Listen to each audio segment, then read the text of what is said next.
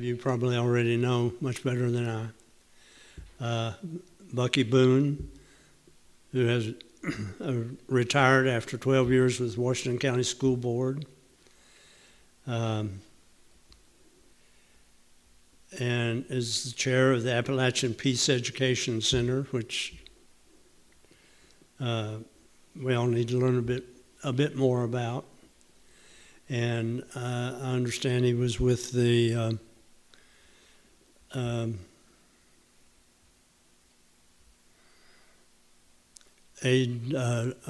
Legal Aid Society locally for quite some time.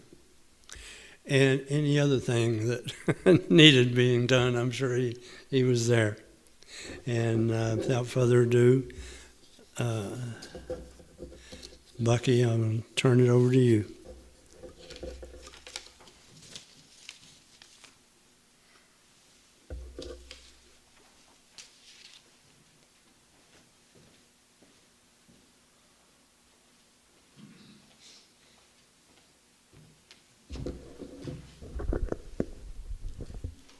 Thank you, Bill. Before I begin my talk, I'd like to thank Julianne Miles for inspiring me to do this. When I listened to her talk 4 or 5 weeks ago, I thought maybe I too can talk about the things that are inside of me that are hard for me to talk about. And so thank you, Julianne. And 4 or 5 weeks ago, I thought it'd be easy.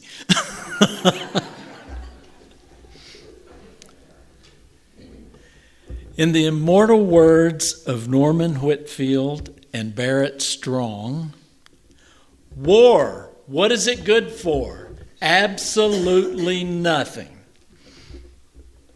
To most of us, this seems so obvious that it's hardly worth repeating.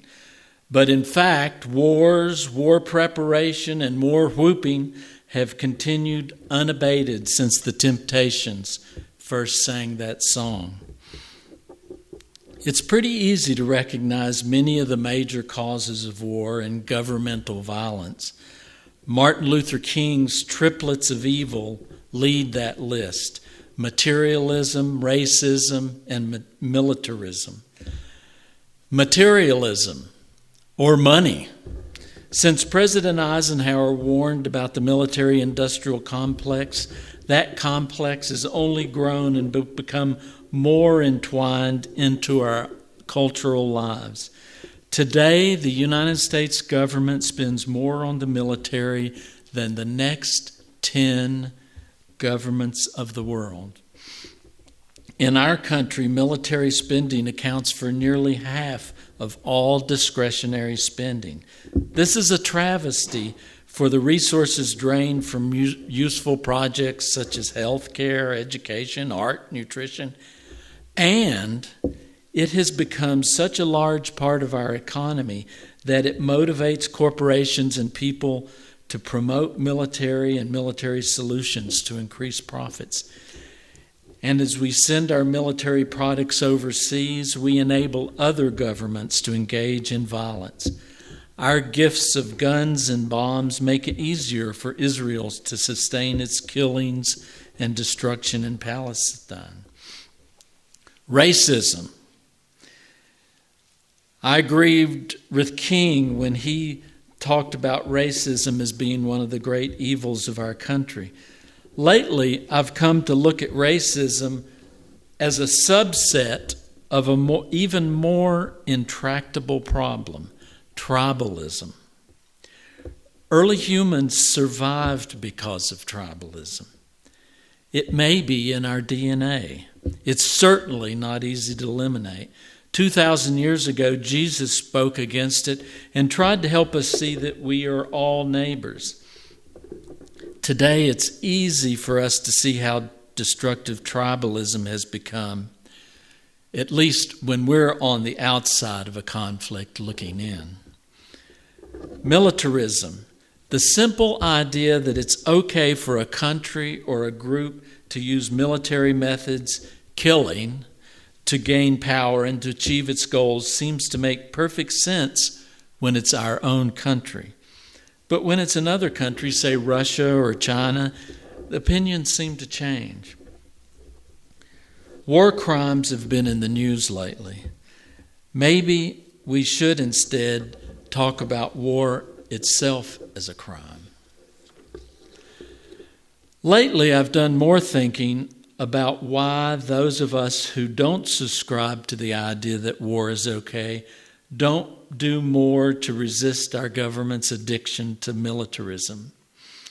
Why don't I do more to resist? Here are a few of my thoughts. When I turned 18 during the middle of the Vietnam War, I faced the draft and thought seriously about being a conscientious objector. To do so, one had to declare to be totally against all wars. Draft boards were even known to ask, "What if your sister were being raped?" Ironically, I decided that I couldn't be a CAO because I imagined if I were a black person in South Africa, I would be willing to take up arms against apartheid. That's ironic because the black and white leaders in South Africa found a way to end apartheid without a war. I worry that this extreme either-or thinking continues today. Those who promote a war or a military buildup respond to objections with, "What's your alternative? Do you want us to just roll over?" Or we're afraid they will. But our government's war consensus has become so extreme that we should not be afraid to say, "No, I don't think we need to spend as much as the next 10 governments." You don't need to be a pacifist to work against war. You don't have to have the solution to say war is not the solution. And I've been thinking of St. Paul and circumcision. Now give me a minute on this. Most in the early Christian church saw themselves as a Jewish sect. They were religious Jews who saw Jesus as the Messiah, so they followed the practices of Judaism. They were part of that tribe. But Paul had a grander dream. He was an evangelist, and he wanted to bring everyone into his religion, and he was a smart fella. He knew that he wasn't going to convert many adult men if he required them to be circumcised. So he argued, and you can read about it in the Bible, that belief or faith was more important than religious practice. This was a revolutionary idea. It broke Christianity away from being a tribal religion and molded it into a religion compatible to empires. But it also, I'm afraid, affected how those of us raised in Christianity view our relationship to the world. If it is belief that makes us a good person, many people can feel comfortable with simply believing that war in another country is bad. That's enough. No inconvenient action is necessary. But belief without action is useless. Another powerful reason to avoid acting against war and militarism can be seen in the experience of Martin Luther King. For me, King's most important speech was his speech in 1967 at Riverside Church. It shows an additional kind of courage that went beyond the courage that he had displayed for years, risking arrest, risking his life for civil rights. When he spoke so forcefully against the Vietnam War at Riverside Church, he risked losing all the influence that he had worked for over those last 2 decades. Many of his colleagues counseled him against this step.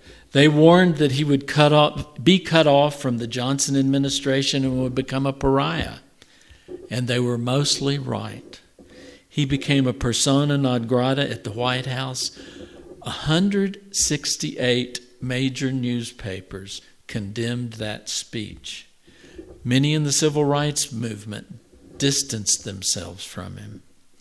After that speech, King said, "I was politically unwise, but morally wise.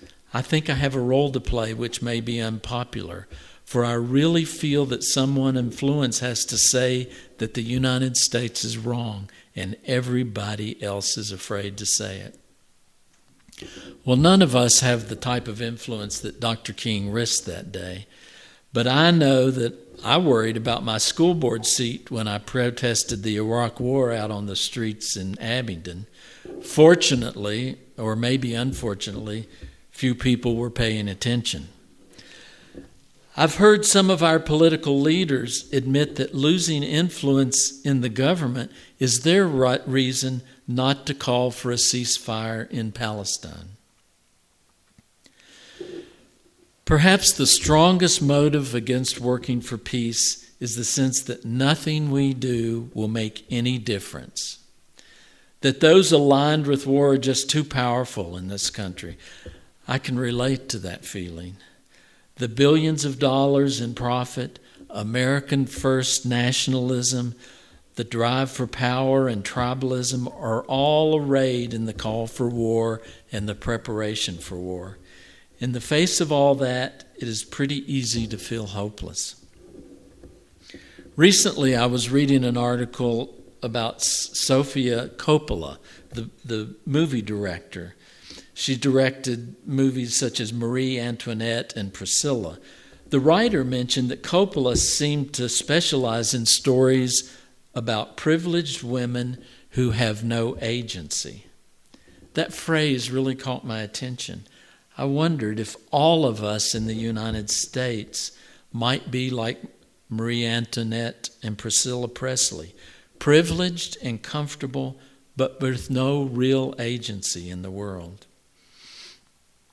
And then I decided that's true only if we want it to be. Hope is a choice. As our neighbor Barbara Kingsolver wrote, the very least you can do in life is figure out what you hope for. And the most you can do is live inside that hope. Not admire it from a distance, but live right in it, under its roof. I really like that quote. My hope is that my country will become a promoter of peace based on respect and justice rather than a promoter of war. To live in that hope doesn't mean that I have to have all the answers. It does mean that I push my government to lead in the abolition of nuclear war rather than expand its own arsenal. That I advocate that my government end its career as the merchant of death in the trade of weapons. That I advocate for a move from war-building economy to an economy that supports families and communities. And that I join with others to resist my government's war-making around the world. And I would say that is key in that working with others is the only way we can do it. Working for peace is a choice we can make, not knowing whether our government will ever give up its addiction to war.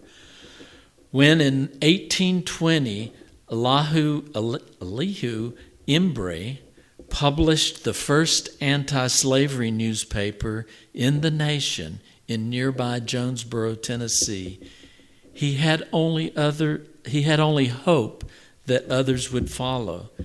Yet by 1831, there were 25 anti-slavery societies in Tennessee alone in 10 years.